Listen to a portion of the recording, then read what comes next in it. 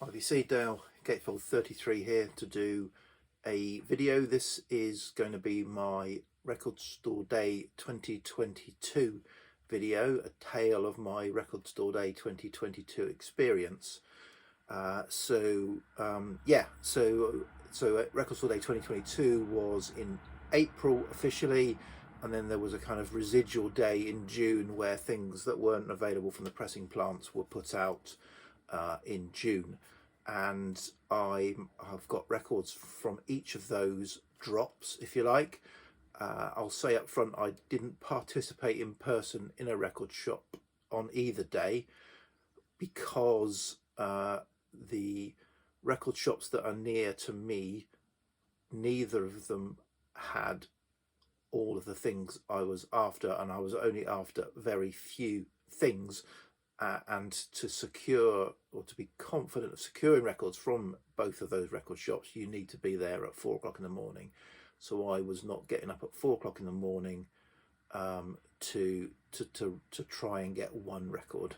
I thought I would take my chances online, and I was successful online. And all the records I'm going to show I bought from participating bricks and mortar record shops when they were allowed to put their records available online. I bought them all from, well, either from, mainly from Discogs, and I think I got one from eBay. So so I feel like I've participated in Record Store Day in that respect, although I wasn't physically there on the day. I have participated a number of times in the past physically there on the day, just it didn't work out this time.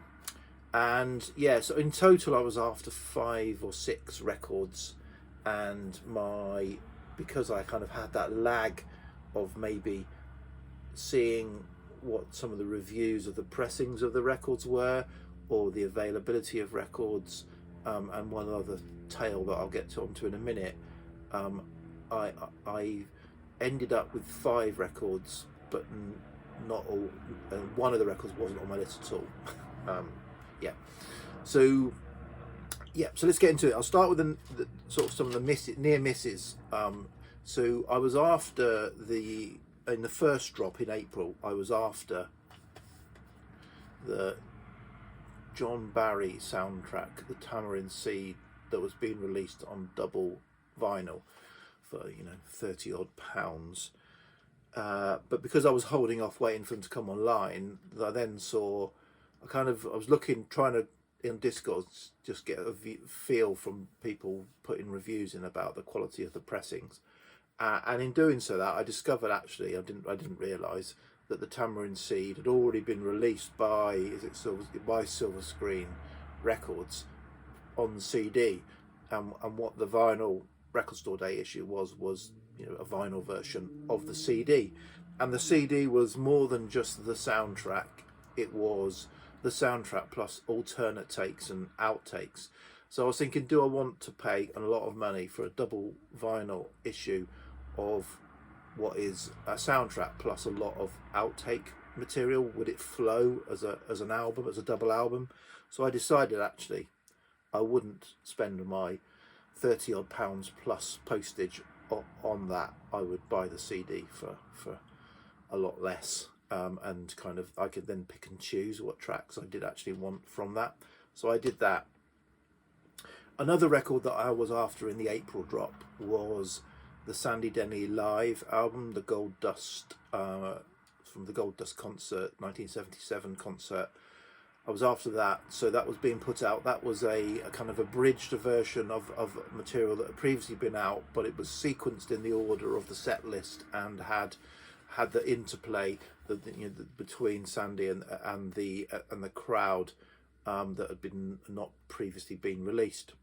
So I was interested in that, and I ordered that, and I got that from a bricks and mortar record shop. Unfortunately, the cover was split. When I took unsealed it, the record was dished, and it was a really crackly pressing. So I returned it.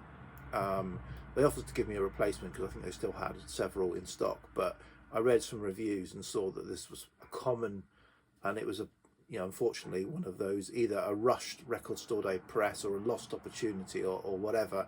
So I thought, well, I'm not going to get into that kind of taking another record and risk that being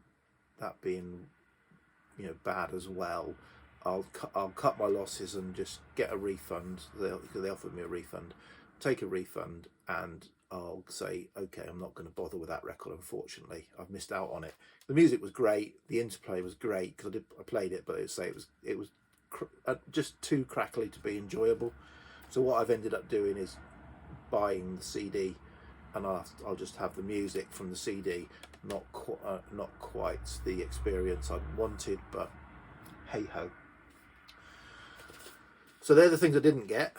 So now we'll talk about the 5 records that I did get. Firstly, the 2 that I got in April. So the one, and the first one of these was the one that I really, really, really wanted, of the whole kind of record store day list. And I ended up getting it from Europe because I thought it would be really popular, and I thought I saw that it was 1,000 only. And I thought, okay, I've got to kind of be hot on the button as soon as it becomes available. And so I ended up buying it from Europe and paying a little bit more in shipping. But and in hindsight, actually, there seems to be quite a lot still available, so it wasn't as popular as I thought. And this was the Camera Obscura album, Making Money, 4AD, B-sides and rarities. So this is an album made up of, as it says, B-sides and rarities and sessions from the time that Camera Obscura were on 4AD Records.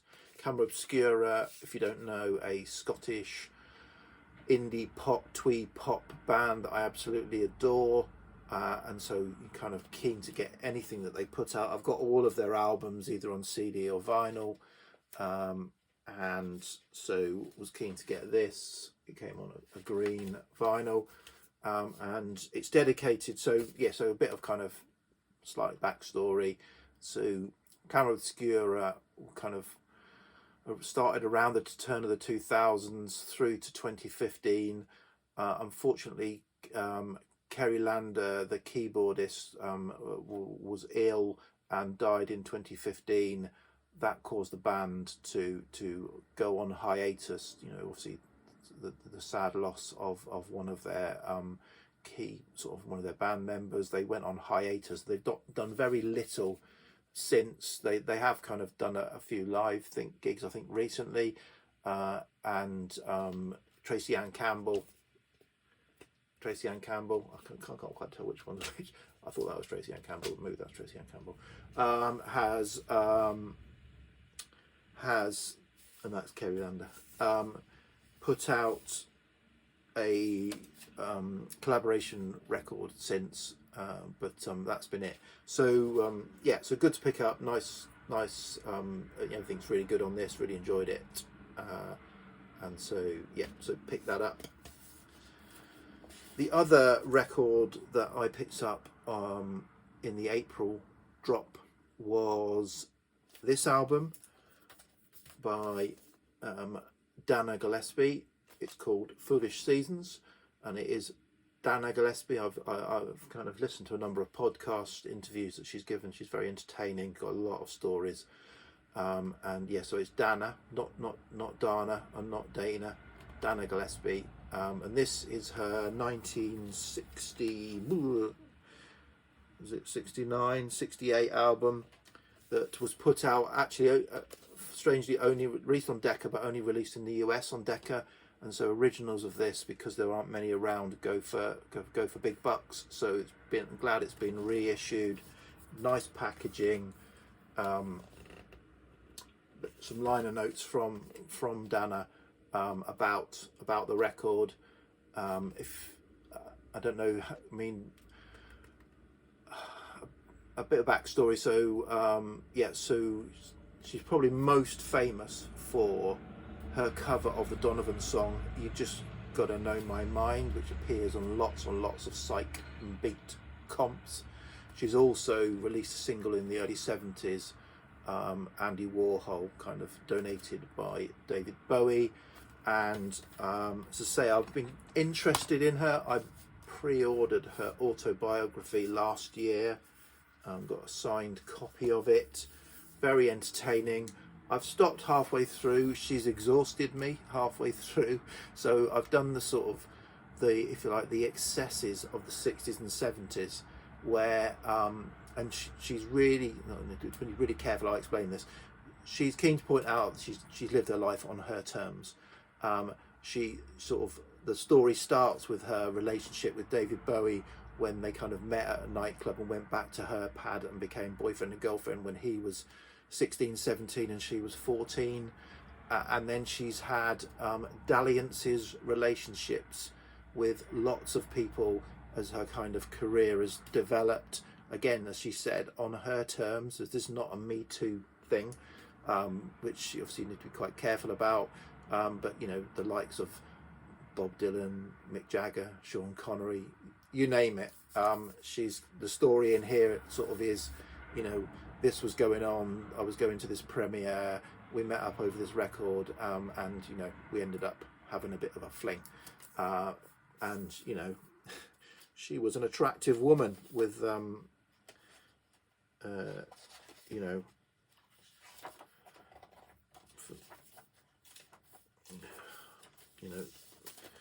well photographed in the 60s, you know, and she did appear in a couple of films, I think, and she was in musicals. There she is with David Bowie.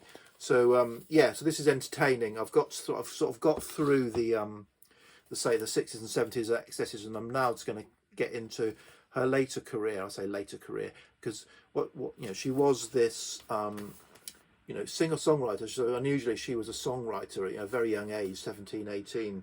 So half of these songs are self-penned, and yeah, so she was keen on her songwriting, but as often was the case, the management or the record company say, no, you're doing these songs, we'll decide what you release.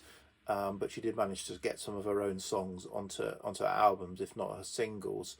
And yeah, but her voice, this is kind of sort of like poppy, folky, very sort of, you know, I don't know, I'd say Marianne Faithfull, but that's not what I want to say. I mean, she's unique, but she's always, well, she developed into a love of the blues.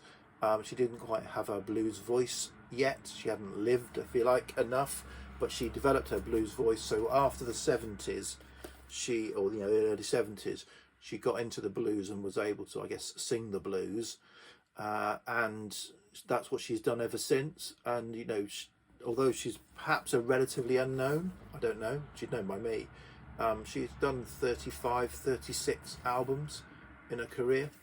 But said this is her 1968 or 9 album. So that's that, and that was the April drop done. So now the June drop that's just recently happened. There was a couple of things I was after, but I ended up getting 3. So one of the things has been shown. I know Mike, the Vinyl Policeman, PC31, has shown this, and I think Richard McCook has as well. The Kinks EP, 6-track mono EP, Waterloo Sunset, pulling together a number of, I think, different songs, but on a 12-inch format. Yeah, so I was keen to get this, and got this, as I said from earlier, from a bricks and mortar shop online. This one I haven't seen shown in the VC. I should have taken the cellophane off. Will do. Yeah, I haven't played any of these later ones yet. This is Sun's Signature, which is a collaboration that includes Elizabeth Fraser of the Cocteau Twins. Collects 5 tracks together and puts them out on an EP. So yeah, interested to hear this sort of recent, if you like, output from Elizabeth Fraser from the Cocteau Twins. So that is that. And then the last one was, so it wasn't on my radar, but George Scottspinner 1 showed it and was encouraging anyone to pick it up. So I listened to it on to the label's Bandcamp site and decided I would get it. and this is Dream Queen by the Bobby Hamilton Quintet Unlimited. This is sort of funky, soulful jazz album. So yes, I sampled this online, really enjoyed it, and managed to pick it up. It was like 30 quid plus postage, but yeah, enjoyable. So that is my 2022 record store day experience in a roundabout way. Okay, VC, cheers, bye.